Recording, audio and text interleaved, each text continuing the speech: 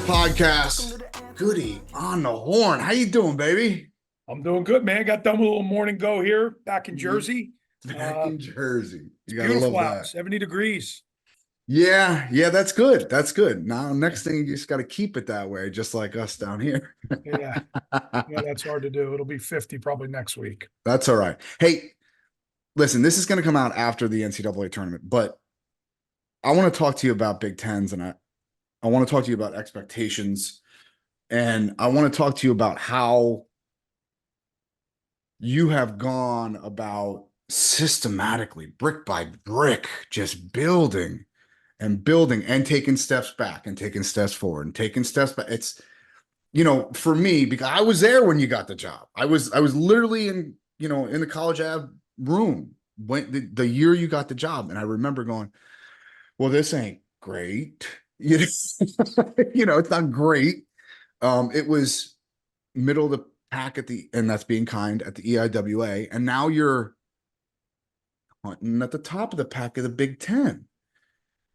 So let's start here. As of right now, as we speak right now, 4 days after the Big Ten tournament, 8 qualifiers, 1 at-large bid. Is this so far a successful season?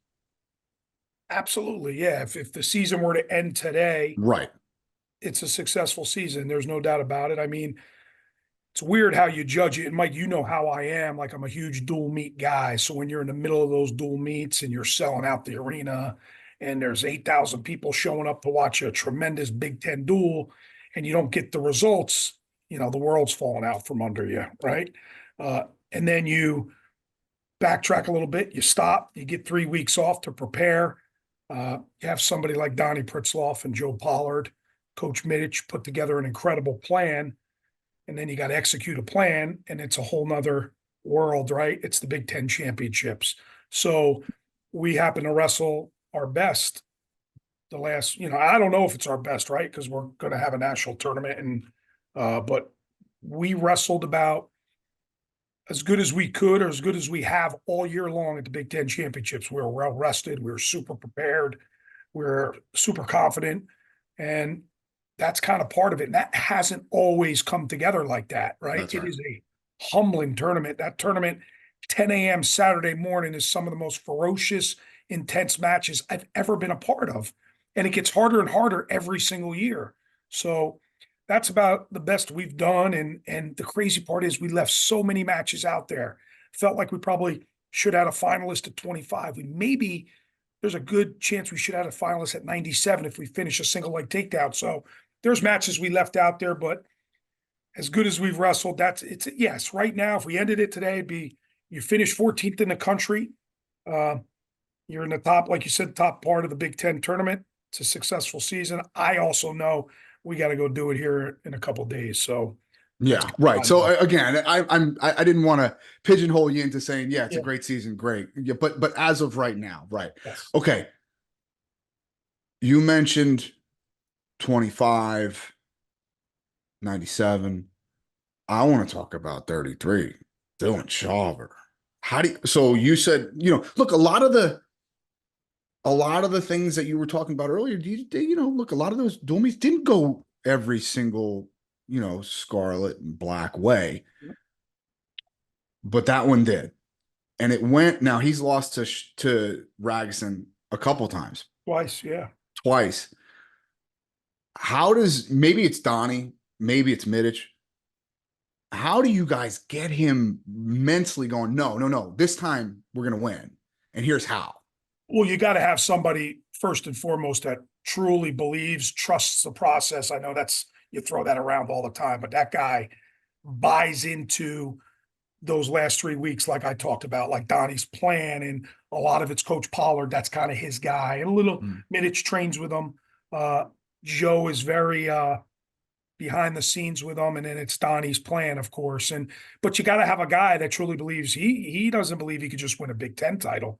He's talking about winning a national title. So that was a huge part of it because it's such a major tournament. But his mindset is national tournament and national champion. And that's, they don't come around often, guys that truly, truly believe that. This kid loves the game, loves to watch the game, and he loves to compete. Never sits out a match, wrestles banged up, wants to be in the thick of it all the time. So that's a huge recipe right there. He loves those big time matches. But there were bumps in the roads during the course of the dual meet season. Ragusan, then a dual meet coming down and lost to Minnesota. Yeah. Right. So, Yeah. and then where does he get this belief? It's his training, his preparation. I think those 3 weeks leading up to the Big Ten certainly helped him.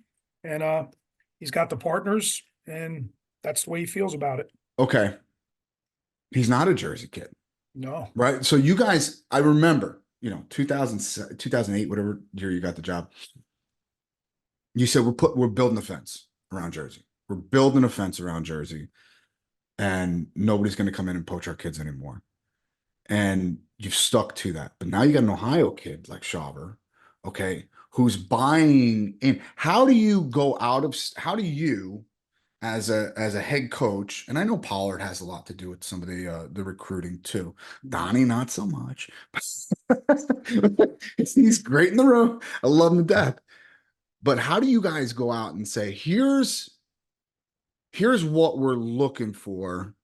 Here's our attitude. And that really is, to me, what Jersey wrestling is about. It's an attitude more than anything else. I think we see it around the country. So much so that my son, if anybody asks him where he lives, somewhere else in the country, he's like, oh, I'm from Jersey. Yeah. You're not. You live in California. You've lived outside of Jersey more than you lived inside Jersey. But he still says, I'm from Jersey. I still say I'm from Jackson. I haven't lived there in 25 years. Exactly. So Yeah, I guess what I I'm get trying it. to say is, how do you explain to these kids from Ohio, explain to these kids from California that, look, this is an attitude. We're selling out Jersey Mike's. We're selling, the rack is going to be hopping, and you don't get it yet. You might think you get it, but you don't get it yet. So this is a great question. I got to be really, really careful here, because you know how the Jersey people are. Yeah. But that whole building a fence around, that whole philosophy has changed quite a bit. We've opened that fence, and we as a staff decided it's a much easier sell going out to Ohio, going to PA, hiring Steve Middich, who has incredible PA connections, recruiting all over the country, recruiting Illinois, recruiting California. Yeah. It's PA, a little bit of Ohio, and probably more so than anything, California. Yeah. You're out here a bunch. Yeah. So that's been the difference. And the people outside of this state look at Rutgers in a whole different world. The people inside this state, it's kind of a fallback. And this state has become such a parochial, non-public school type thing. It's become, you go to those schools, you kind of go Ivy. That's not an excuse. That's just reality. So instead of banging our head up against the wall, get outside the state where they look at Rutgers, because they see us all over the Big Ten Network. You can go into Ohio. They see us all over TV. They see the arena. They see Jersey Mike's, and then you get them on campus. We don't bring them in. The philosophy of bringing them to a football game has changed. We bring them into a wrestling match. Yeah. So they get to sit in front of 6,000. What the heck is going on? So there's no coincidence. Our best recruiting class this year probably is going to be a top 5 class. And most of them, if not all of them, are at the Virginia Tech match, November 17th. So that's been the philosophy. Let's go outside the state. And for us to win at this level in this conference, it can't just be Jersey. It's got to be national and the best guys in the country. And we've lost a lot of guys because we're going up against Penn State and Iowa and Ohio State and Michigan, Iowa State, you can name it. Oklahoma's the best of the best. But that's been the only way we're going to get this to a certain level, is to go after that guy. And the vision is sold out arenas, right? We've had national champs. We've had multiple All-Americans, incredible wrestling atmosphere, and an incredible facility. You could do it right here in a world-class education. So the people outside the state look at Jersey a whole lot different than they do inside. Yeah. Okay. Let's talk about maybe some of the setbacks. So you hit these milestones. You had your first, let's call it All-American. It was a Parati or something, right? Yeah. Parati. So Parati was your first, and then Ashnault and Nick were your first national champs. And then maybe it's a little lull. What do you say to yourself after, like, you kind of, because look, you're flying high. You got 2 NCAA champs coming back from the national tournament. There's high fives all around. And now next 2 years, 3 years, kind of a little bit of a lull. What do you say to the staff? What do you say to the athletes to get yourself like, okay, we're going to get back on track and here's how? Yeah. Well, we took our foot off the gas, right? We thought because you have two national champs, this is going to get easier. This is going to get a whole heck of a lot easier. We're going to be able to recruit. It's like just open the doors. Now they're all coming. And that wasn't really the case. So kind of took our foot off the gas there a little bit. And it kind of shows. I still think we had some really good recruiting classes, but we just expected to kind of show up at that tournament and have 2 and 3. And we did. We had 2 All-Americans, then we had 3, then we had 2. And then last year we kind of got shut out. But I wouldn't say it was stagnant, but it's a little bit stagnant, right? We win where we're supposed to win. And that where we were so good at upsetting somebody, we were missing that. We were not winning the big dual meet, which again, is really, really Yeah. important to me. So yeah, I don't think it's stagnant at all. I just think kind of a lull. And listen, we could sit here, COVID didn't help, No. right? Bringing guys back, losing guys, not having enough scholarship money because you got to pay the guys that are back for an extra year. All that stuff kind of adds into it.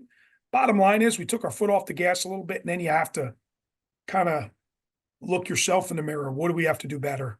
See, Right. you've always been really good at that. Yeah. Honest Well, to God, Scott, you've been really, really good at that. And like when people ask me, because people do ask me, okay, well, what about Rutgers? I said, listen, if there is a problem, if there is a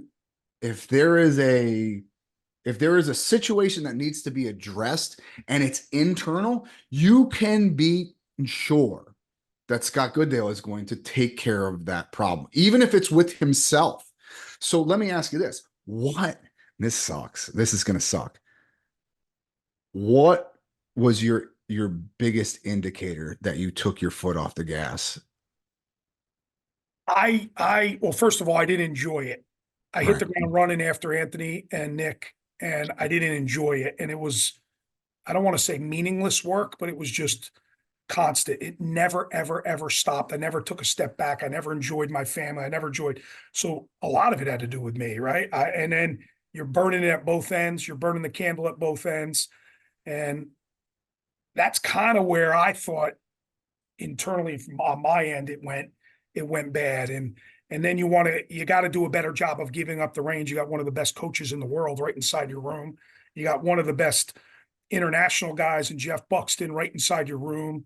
You got a really good RTC situation with Sebastian right inside your room, and even Anthony at the time right inside your room. He tried to be a coach real quick. I don't think I did a great job there. Instead of mentoring them, this is what we're doing. This is how we do it. Jump on board, get on the road, recruit, work. And he probably I probably should have done a better job of mentoring, just leaving everything, stones where I would never leave a stone unturned.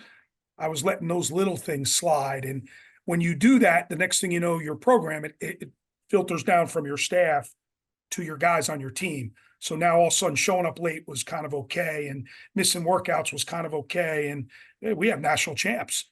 It doesn't matter. If you want to do it our way, you'll win. If not, you're on your own. And that's not the way this day and age works, right? Everybody's treated a little bit differently. Got to work with each individual differently. And I lost sight of that a little bit.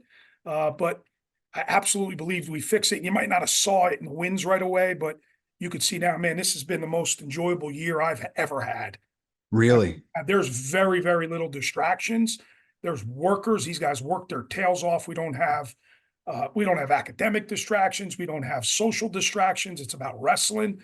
Those are our biggest distractions, right? Because we want to Sure. win. But so there's a whole lot of different, you point yourself here, it's Yeah. here. Kind of had to fix it, and giving guys roles and giving up roles of my own, and maybe being more of a CEO guy, a fundraiser guy, a recruiter getting on the road. I want to be the guy to go on the road. I want to be Yeah. in the living room. And so, yeah, every single year. And listen, when the national tournament ends, I'll take a week. I'll sit down with myself and say, where do I need to be better? And then start with the staff. So it happens every year. But until you really do it and put yourself on the chopping block there a little bit and say, hey, listen, if this isn't going in the direction you need to go with, maybe something needs to change. And that's kind of where I was at and kind of where we got it back on track. And I just know we have a really good situation here. And I also have to understand that it's a great situation from academics to wrestling to social to our area. When you talk about a turnaround, you highlighted several areas there that you've shown up late to practice, missing workouts, etc. Was there kind of a single moment that you're like, hey, like we need to make some changes, or was it something where like it's just kind of part of your end of the year wrap up and you're like, well, this didn't go well, we need to change this for next year? Yeah, I think you start the year going, listen, let's just start doing everything right the way we used to. We don't take an elevator in the facility. We don't, our music's clean, our little things, being on time, being 15 minutes early, prepared, taped up, ready to go. All those little things that I think add up to a huge thing, making sure your locker's right. Just holding everybody accountable for the little things. There are things you don't see in a stat sheet and they don't mean a whole heck of a lot to a lot of people. All right. The only thing that matters in this state is you get your hand raised or you don't. And that's just reality. Right. So, but to get to those certain areas, you got to do the little things right, and that was a big deal with me and putting time in the summer. And it doesn't have to be every single day on the mat, but we have the resources. We have the coaches. There's no reason why we're not making jumps in the summer and then the fall and we're ready to go. And we had to do a better job of getting everybody on board with that. And sometimes it takes certain individuals to point some of these things out. And that's what was happening, which is a great thing. When you have self-motivated guys saying, hey, coach, this needs to happen. We need a little bit of this, a little bit of that. Listen, I could go back to it. You ask about a certain time. We went to the Big Ten championships and had a not so great of a tournament at Michigan last year. One of the guys we brought on that tournament was Dylan Shawver, who wasn't wrestling. He was taking a medical red shirt. He was hurt, but we brought him on that tournament, took him out to breakfast during weigh-ins. Myself, Joe Pollard, and Dylan Shawver. What needs to happen in this program? And he looked at some of his really good friends and said, some of these guys don't need to be around. They don't love it the way we love it. So little things like that matters to all of us. You got to be able to have an open ear, listen to your athletes, because let's be honest, it's a lot of times they have the ear of the whole team, right? They got a good idea of, they have a of really the good idea. pulse. Yep. Wow. Oh, Yeah. wow. So How do you know who to, like, can you pick out that type of a leader? Can you personally pick out that type of a leader in the recruiting process? That's freaking hard, Goody. Yeah. It's a hard thing to do, right? Because every single coach you talk to, he's the hardest. Oh, he's the best working kid. You know, Ian Hahn calls me and goes, don't tell me how hard of a worker he is. I don't want to hear it. Yeah. I don't care. Yes. Can he wrestle? Can he wrestle? Yeah. Right. But you know what you do? This is the little things. This is going to watch a dual meet, a meaningless dual meet where one team is going to absolutely kill another team. It's lopsided. But how does your recruit react with the team? Right? How are they around the guys? How are they? That leadership is a huge thing. And I'm not sitting here saying Dylan Shawver's the best leader, because what he does is a lot by example. But he'll tell me, Brian Soldano will tell me, guys need to be here. You want to win, you need to be here. Now, there's certain guys that need a break, that need to get out of the room.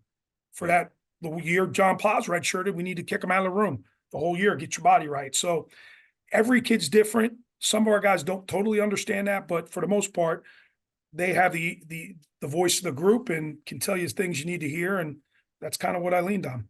Okay. I want to switch gears because I know as much as you have, I don't even know if it's begrudgingly, but systematically over the last decade or so have fallen into this CEO role. I know that you're still a mat rat at heart.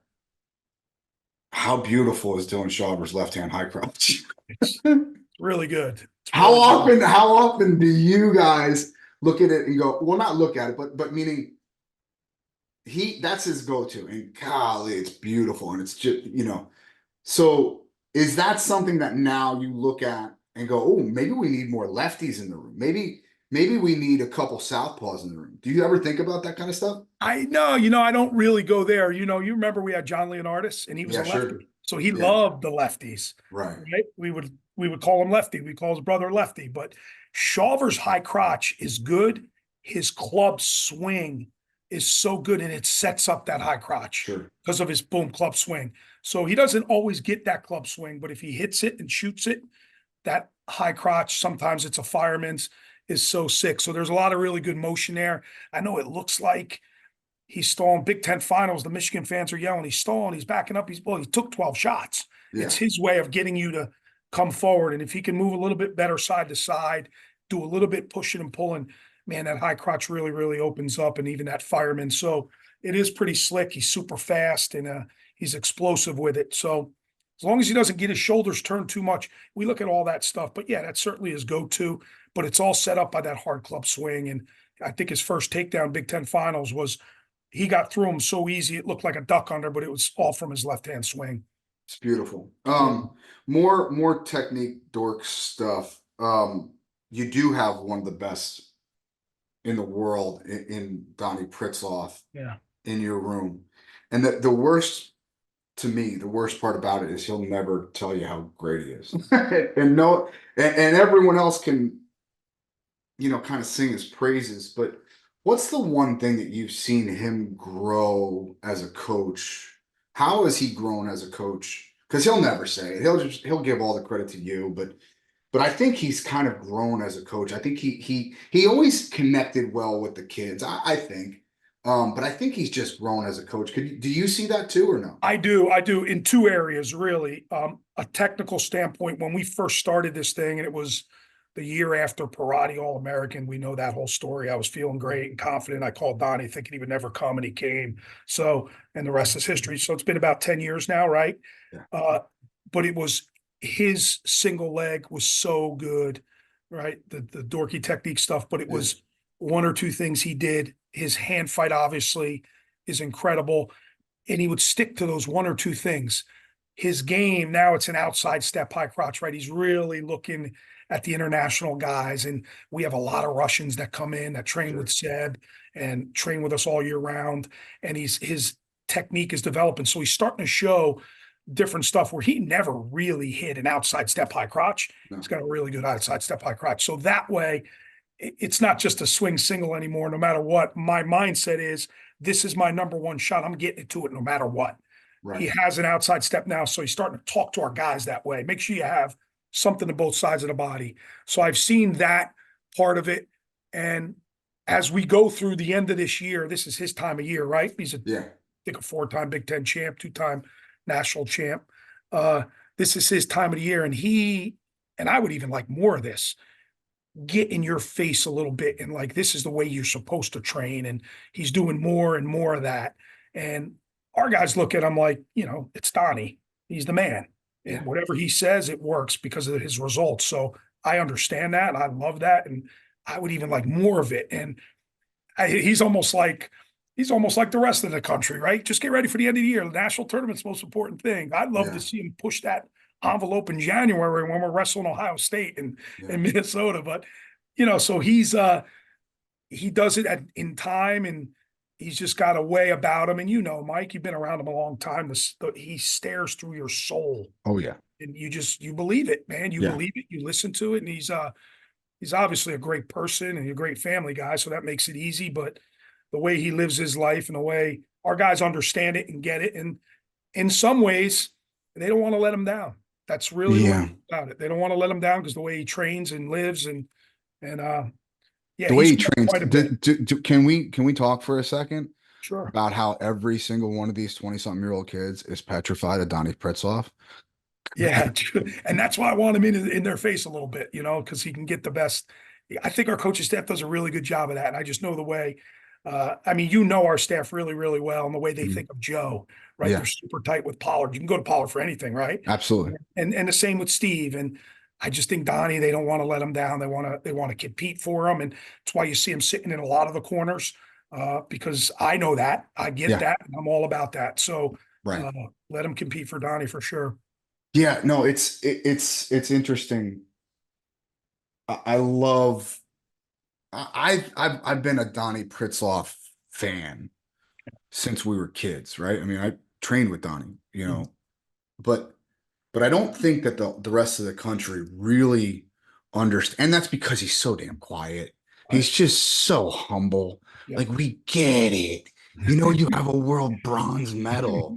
You know that, right? Like, because not everyone knows that. Like, I guess I want it. want the rest of the world to know.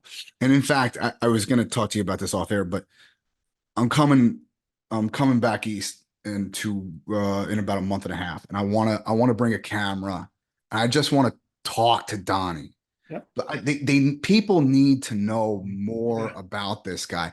Give me two things that people don't know about Donny specifically, but maybe the rest of your staff too, that would really sell the Rutgers program. Because I got to tell you something. I would, anybody that'll listen, I'll tell stories about Donny. Yeah. Well, here's the deal. Here's another thing you see as he's grown as a coach. You've asked, and I didn't even bring it up. He got his degree. He got another degree from here in psychology. So we have our sports psych that comes in, but Donny steerheads all of that. So he kind of gets the mind. He gets what you're thinking. He gets when you're up. He gets when you're down. Nobody would they think of Donny and you look at him and right, he's a two-time. He looks like a lug. Right. Yeah. No, he looks like a lug, but he's not. Total opposite. Yeah. Absolutely brilliant guy. Graduated from Wisconsin. Got another degree from here in psych. So he'll end up probably doing a little something in that, but he steerheads all the mind stuff. So I don't think many people know about that. And that's pretty important to what you're trying to do, especially in this day and age, right? This day and age, there's so many ups and downs in this conference. There's so many ups and downs. So how are you talking to your athletes, after a Friday night match through Saturday into Sunday? So huge part of what we do here. And he's behind all of that. And then, obviously if you look at our staff, Joe is the guy everybody goes to.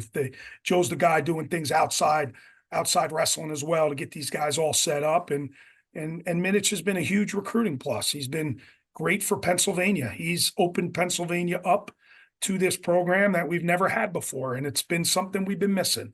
And I ain't afraid to admit that. I love that. And, he was what I think is an incredible hire. And he's helped this program out. We have we have 3 PA state champs coming in. Never had that. We've never had that. They're all coming. They're all coming next year. So excited about what we're doing. And each guy has their own little story. And one good thing is we just work, Donny and Joe and I obviously have been together for a long, long time now. Joe for 14 years, 15 years with me, Donny for the last 10, 11, but Mitch is new. But when you get that constant, all of us together for so long, there's continuity within the program and everybody knows what to expect. And here's the deal. Who's ever sending the message that day, that's good. Let them go. Let them go. Love that. Because it's going to be the same message. Yeah. It doesn't matter who it's coming from. It's going to be the same message. And that doesn't mean we agree on everything. We don't no. sit in this office and it's all kumbaya. Yeah, let's do this. No, this is what we're doing. And this is the reasons why. All right, I'm on board. So I love it. Yeah. I absolutely love it.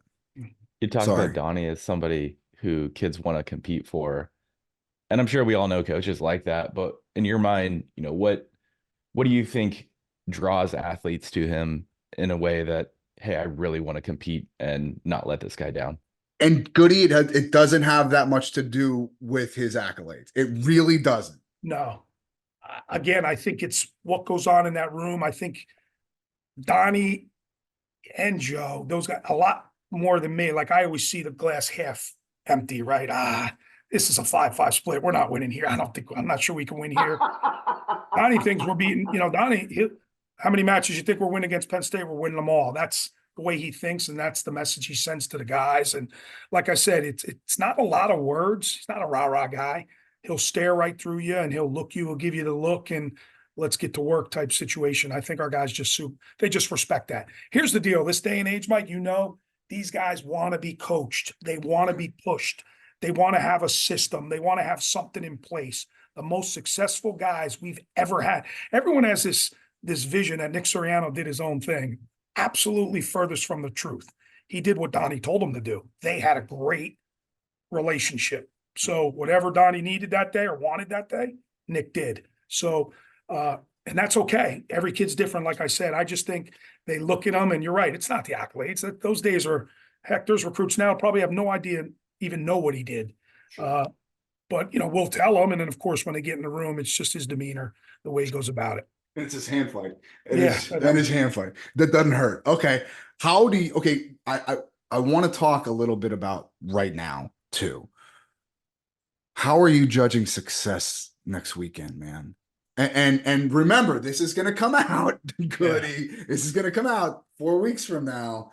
And so I want you to really judge success because if you ask Donnie, we're gonna have 8 All-Americans. Okay, maybe, but maybe not. Right? Yeah. How do you judge success at the end of that tournament? Just the tournament. I'm not talking about the full season. Yep. I want to know what it looks like on Sunday night. Man, that is a tough question because everybody has always judged me and this program the last 17 years on the net. Well, maybe not the first 3 years, a honeymoon stage, Sure. right? And then it got bad because we didn't have All Americans, and then Parati breaks through. So, bottom line is, you're judged on this tournament. Yeah. I don't do my job for other. Obviously, I love the wrestling community, and I want to win. I want to win for the Rutgers people. I want to have All Americans. I want to have champs. But I've gotten to the point where I understand how hard this tournament is, and there's some crazy things that are going to happen. So for me to say it's not a success unless we have 2 All-Americans, or it's not a success unless we have 4, I'm not going to do that because we could very easily have multiple All-Americans and we could very easily have 0. Goose egg. Sure. Yeah. And that's just the way the tournament is. I don't, Yeah. I'm going to judge it. Are we prepared? Did we put our best effort forward? Did we wrestle hard? Like, man, we wrestled so darn hard at the Big Ten championships. It was a success. And we didn't get as high as we wanted to. I thought we should have been 5th, but it's a successful tournament. So how am I going to judge it? We should win matches there. Every single guy we're bringing is capable, winning multiple matches. We're going to have to win some big ones to get on the podium. And I understand that, but it's a tough question. It's, is it wins? Is it All Americans? Is it effort? I don't, I know we're going to be prepared. I know we're going to wrestle hard because that's what's ingrained in us right now. So yeah, we talk about effort and progress a lot in my house. Forget about the wrestling. In my house, we talk about effort, progress. So does that, if you look at the word effort and the word progress, does that mean out wrestling your seed? Does that mean beating somebody that you lost to over the season? What does that mean in your brain right now? It means it's your 7 minutes. It's your 7 minutes, and there can't be breaks in it. And it's putting yourself in the opportunity to compete with the best guys in the country. That's what, and it doesn't matter who it is, right? So I'm thinking off the top of my head, Cheddar has a pigtail, and then he gets Ridge Lovett if he's fortunate enough to win, right? That match has got to be competitive. Give yourself a chance to win. To me, that's the effort, that's the energy, that's success. Not getting rolled over, not getting steamrolled. I don't care that it's a 1 versus 33. Doesn't matter. Every single match, you have to put yourself, that's the tactical part of the match, right? That's where not everybody talks about that, but there's tactics that go into giving yourself an opportunity to pull an upset. Yeah. Right? Keeping yourself in it. And then when it's time to go, when it's 4-4 late, find a different gear to win those type of matches. And that goes across the board for all our guys. I throw Chet out because I know he's going to have he's fortunate enough to win the pigtail. I have a 1 seed, but that's kind of how I think about it. And giving ourselves a chance to compete in every single match. We did that at the Big Tens, no matter who we wrestled. So that's what we have to do. We have to bring that same mentality. And then, guys like Shawver and Yara and Paz. And so now they'll be in those, and Peterson, they're going to be in so many tight matches. Find a way to get your hand raised, do the little things to get your hand raised. And to me, that's success. And there'll be some wins. There's going to be some losses. How do you bounce back? Yeah. Very, very important. How do you bounce back? It shows so much character and what we're trying to do here. Do you hang it up? Do you bail on it? No. How do you bounce back? So all those things to me lead to success. Yeah, that's that now you're starting to talk my language, man, because these kids look, you're not going to win every match. That is a brutal tournament. It is unforgiving. It is it's almost impossible to prepare for. Yeah. Right. It's almost impossible to there's no other tournament that goes 3 days with 3 weigh-ins and 2 sessions every day. And you're just, it's silly that we even make them do that, but okay, fine. It's kind of crazy to me. I'm like, what? We don't prepare for this at all? Okay, fine. But okay. We talked about the way that Shawver wrestles. And it's very, to me, it's very meat and potatoes. It's very single leg, high crotch, good D, like good. I mean, he can scramble when he needs to, but he's got good, solid Baseline D, baseline D. Soldano, not as much. Not as much. Yeah. So who's more dangerous at the NCAA tournament? Is it and this doesn't have to be those two kids specifically, but who's more equipped to go out to the NCAA tournament and kick over a bunch of rocks? Is it the Soldano types or is it the kids like Shawver? Man, well, I've seen Brian last year. He went 2-2 and he had 2 falls against 2 kids that beat him. So, again, his ability to bounce back was great. Mitch Moore's ability to bounce back was great. Our whole lineup, they all bounced back from loss. So that's important. But his style, I'm a baseline, like kind of like Donny, right? You got to be solid. And this has been a work in progress with Brian. He's gotten better at it. And when he is solid, he wrestles really, really well. What makes him so dangerous is he's dangerous and he's not afraid to be. Yeah.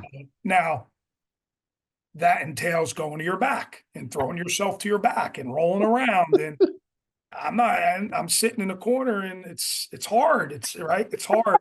But I know it's really, really difficult. So I know with 20 seconds left up 1, guys like Shawver, you're probably not touching his legs. Wow. Brian might as well say, okay, let's just start. You're in on my leg and let's go from there. And a majority of the times he wins. So would I like him to be more solid? Yeah, but I also have to understand what makes him so good and what makes him so dangerous. So it's not going to shock me if he wins a bunch of matches out here. And it's not going to shock me if he's on his back getting pinned and then scores a fall.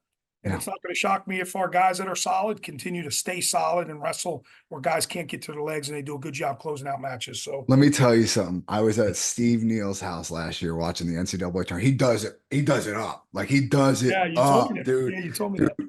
It's 8 screens outside, full, like spread of food. He does it up. But I remember there's 20 people behind me. I'm going, he's good here. He's good here. He's good here. No. He's good here. It's true. Our whole team starts doing it. You're good here. You're good here. What does that mean? He's on his back. He's on his back. And then boom. So. Oh, but that's not easy to coach. You got a bunch of gray hair because of him, I'm sure. All right. We'll start moving. Do you have anything else before we get moving towards these questions, Joel? Yeah, I'm curious. You talked about maybe non-traditional wrestling, right? How do you go about training that in your guys' room? Is that something where, like, hey, let's do this, but, put your leg out there and see how it goes? That's an unbelievable question. So yesterday, Donny and the boys are putting together a really good practice. And then there's Soldano in the corner. So I just go over to Brian and start asking him about his positions. Right? I just ask him about his positions. You were in this, seatbelt like 5 different times, and we didn't have a lot of success against Bullock from Michigan and against Rogotsky from Ohio State. Why do you keep going there? And then he gives me, and then, well, let's try this. Let's do this. And next thing you know, they're drilling, but it's his stuff. So that's how I deal with it. I don't really bring a kid in and say, we're going to change your whole style, because I want them to be free in their wrestling. I understand what makes them good. So just try to add some little things. And this has been all year long. We've tried to add a little bit baseline defense and being just solid. But for the most part, that's how I deal with it. Anybody who's wrestles a certain style, you just kind of go walk them through it, talk them through it. And why are you doing this? And next thing you know, there's some good dialogue and they're working hard, and then they're playing in certain positions. So that's kind of how I go about it. What was his answer though? Because he was getting beat in that position like 5 times, Mike. Yeah, 5 times. He's like, I'm usually really good here, but what they were doing was they were like stepping all the way across, kind of like not foot sweeping, but kind of like sitting in their butt, pulling the hip, like not even playing in a seatbelt or even a single leg. Because if you get to a single leg, you could be dangerous too. Yeah. So they were like just sitting in their butt, kind of just sitting back, pulling them, and getting them to his hip. And next thing you know, they're dropping double. And then now our conference has gotten so good at wrestling, they just put their hands out, get a stalemate, restart. So there's no chance of his little playing in that from his back. So we've had to adjust to that. And there's a lot of that goes on with Brian. Yeah. And one of the things that you are seeing with Saldano, and I have noticed him being more active and keeping his hips down and pushing away at the knee and really being diligent on baseline stuff. Well, look, let's be honest. They've seen him. They've seen him. They know the positions that he's dangerous in. And so like that adds an extra wrinkle. Like, hey man, you're not going to get that overhook throw every time anymore. Yep. Right. Where he would always find it up on the line, right? Like he would always kind of find it right on the line there and he'd drop him out of bounds. And you're just not going to do it. So is that something that you have to kind of explain to him? Like, hey, dummy, like these kids are figuring you out. Yeah. Right? I know you're good here, but the rest of the country's good. Yep. Yeah. That's a lot of the stuff we've been working on this year is like kind of getting away. I mean, you still have it. It's not like you're going to forget it. Yeah. Right. I'm never going to forget a rollback half. I did it my whole life. Yeah. So it's not like he's going to forget it. It's more of what can we add? And then we went through a phase where he was shooting a lot and it was great. And it was great. And he did. He shot a lot. He shot a lot at the Big Ten tournament and he had success doing it. And he would score and he has to clean it up. He's got to clean it up. And that means, some of these guys he's wrestling, Malchewski, Rogatsky, these guys roll. They're squirrel, dude. They're like him. They reverse shit to your back. Yeah. So match tactics, match strategy. You get a takedown. Don't wrestle on the mat. You be the guy doing all that, right? And don't let guys do that to you because you got to stop giving up 2 reversals, 4 backs.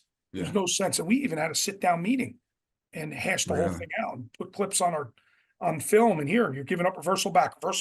If he stopped doing that, so then halfway through the year, started having a lot more success. And I don't want to say he reverted back to it, but this year this past weekend at the Big Ten tournament, found himself great leg attack, score on Rogatsky, reversal to his back. So, and then wasn't able to come back. That said though, and I'm not letting him off the hook here. I talk to Jared Lawrence at least 2-3 times a week. Yep. He tells me, he's like, bottom's the kid's best position. Best position. But we know that. I know. We know it. So then you have a choice. Yeah. You wrestle his brother. We know that. So that, and I sound frustrated. No, yeah, I get it. I'm frustrated. And Brian is too. He's like, Goody, we're not wrestling on the mat here. I said, I know. Yes, do it. Yeah. Do it. So, we know that. So he is good. Those guys are good on bottom. Holy freaking good. What they like this? Like they'll just grab your headgear, Yep. Anyway, all right. Let's get to some quick ones. All right. Goody, what's the greatest wrestling shoe ever made in your estimation? Oh man. See, I stumped you. The greatest, I would say an old school Gable Asics. Yeah. Right? Remember those? Yeah, of course. The Tigers. Yeah, those are great. Tiger Asics. Yep. Okay. All right. Now. Good question. Thank you, sir. Americans only. You only get 4. Who is on your Mount Rushmore of wrestling? Oh man. So now I got to go history. This is mine or what? Yours. Look, whatever that means to you.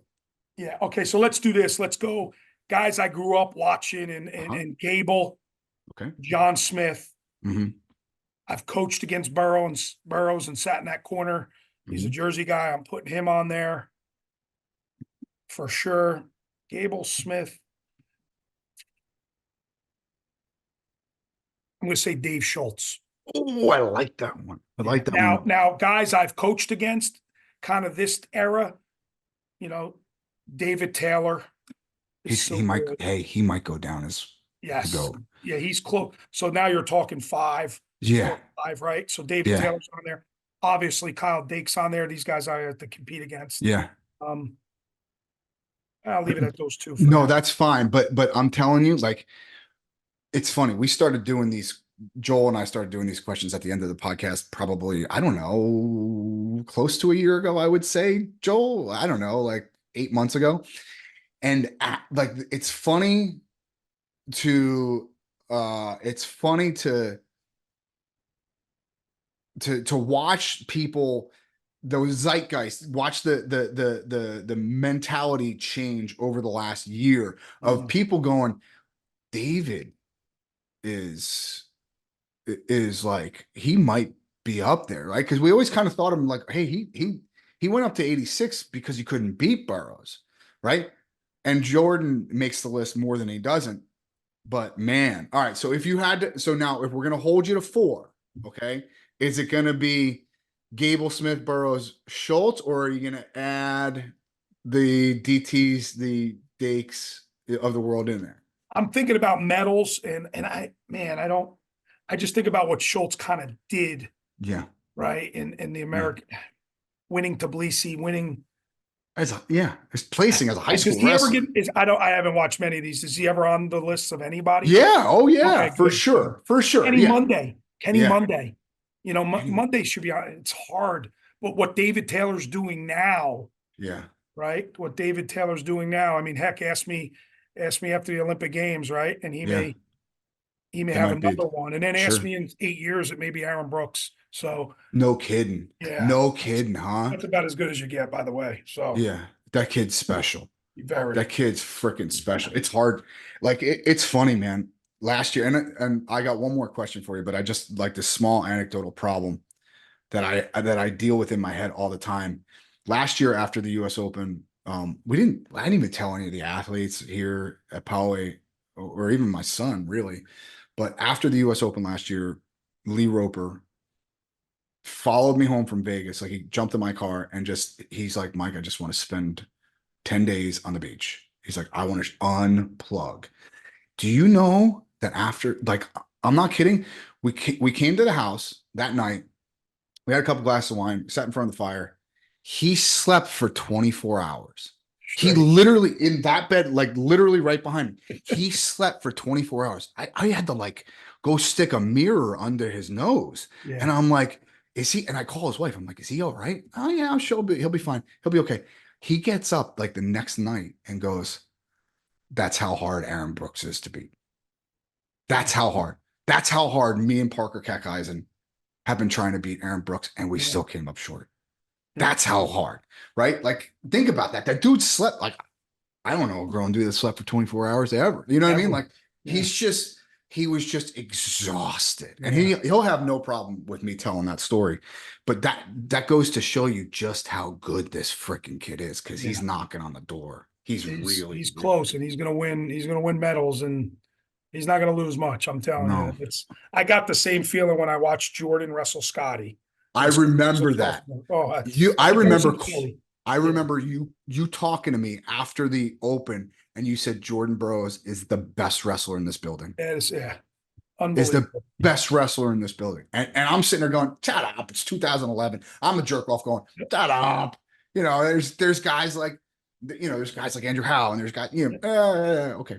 Nope. He was the best guy. And I say that same thing about Aaron Brooks. The kid's good, man. He's gonna be All good. right. All right. Last one. Here we go. If you had a magic wand and you could change one thing about the sport of wrestling, what would it be? National duels. The national championship would be the national duels. And it'd be 24 teams. The top 8 get a bye. It'd be a Friday, Saturday, Sunday. It'd be on, let's just say NBC Sports would be the finals. And it'd be 4 weeks, a month before the qualifying tournament. So that wouldn't be an excuse why not to go. And we would have a national dual meet champion. But here's the thing. Yeah, 100%. We talk about it on this podcast almost ad nauseum at this point. And I get very little pushback.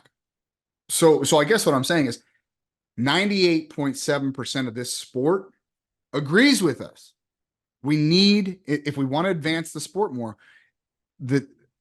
at least a national championship. Even if we don't say the national championship, at least a national championship has to be determined in dual meet setting. The problem is you will not get everybody to show up to it if it's not NCAA sponsored.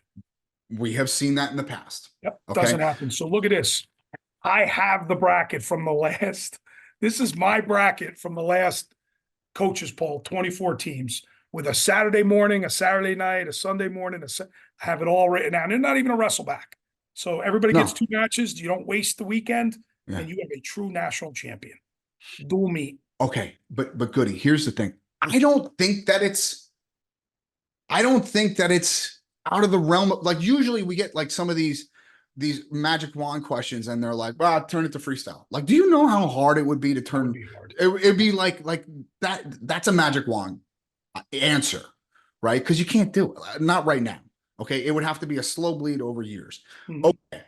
I don't think that it's crazy to think that next year, like tomorrow, we could have a dual meet national championship. So here's the real question. How do we go about doing it? Is it just convince Kale?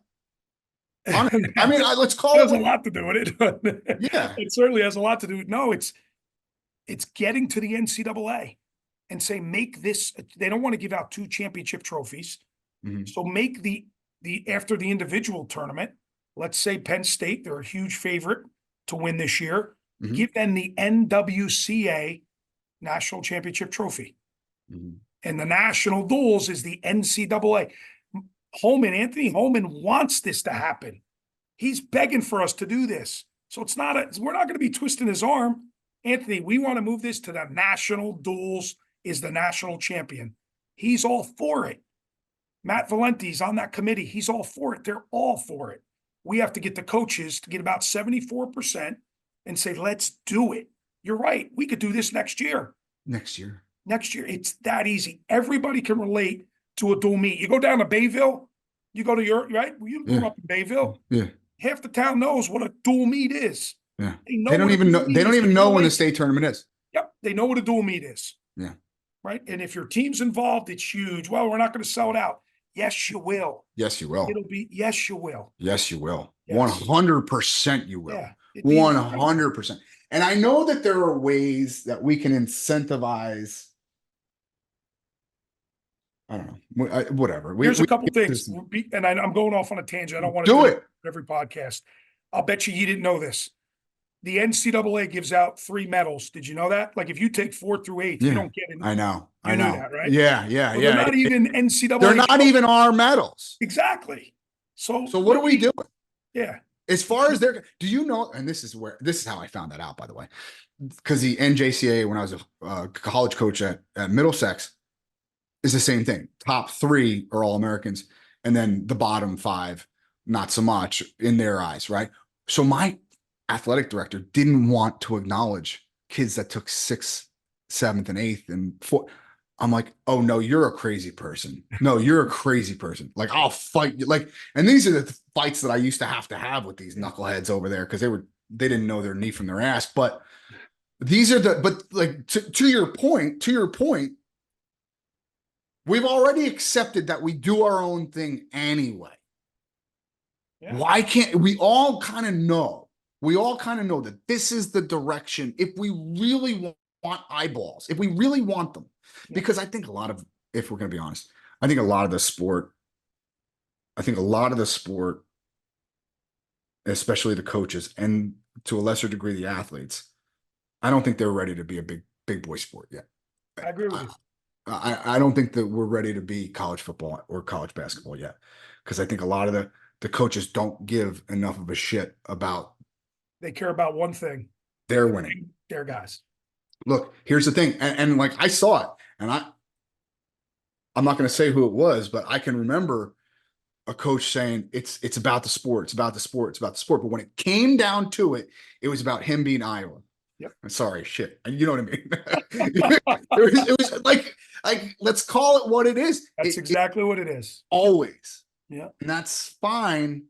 But don't tell me the bullshit. Don't tell me it's about the sport. About the sport. We got to grow the sport. We got to grow. Nobody cares about growing the sport. Nope. They care about their team and their team only. That's right. Because Cale Sanderson gets paid when Penn State wins national titles. National championship. Yep. So anyway, that was a phenomenal, because it's not crazy. We can do it. We absolutely can do it. And we can do it tomorrow. I But he- also love how he had the bracket ready to go as well. I had it. I have it. It's I easy. do. It's Next easy. year, It's next easy. year It's when so they, easy. next year when they have it, you can just hand out your yellow My sheet of paper yellow here. sheet. Legal and pad. bracket to the I've Here said you that go, to so guys. many people. I've said that to so many people. And here's the best part, Joel. I go up when I duel these coaches. I said, hey, make yourself available for February 1st. We're doing a national dual meet champion. All right, we'll go. They all say they'll go. Yeah. And, Yeah. and I didn't say it to Kale. I probably should have, but whatever. Yeah, that's fine. Well, now that maybe he doesn't have as many holes, right? Like, because there was always like the question mark at 25, but that kid Braden Davis is pretty damn good. So maybe now that he doesn't have any holes, He'll so do to it. speak, maybe he'll do it. But I don't know. All right, Goody, who's better than you? Nobody. Thank you, brother. I appreciate you. Thanks for having me on, man. All right, brother. I'll talk to you soon. Everybody else, see ya. Welcome to the Athletor Podcast. What do you want to know with the top guest? Right now with the project. What you want to know, man? What you want to know? Welcome to the Athletor Podcast. What do you want to know with the top guest? Right now with the project. What you want to know, man? Welcome to the show.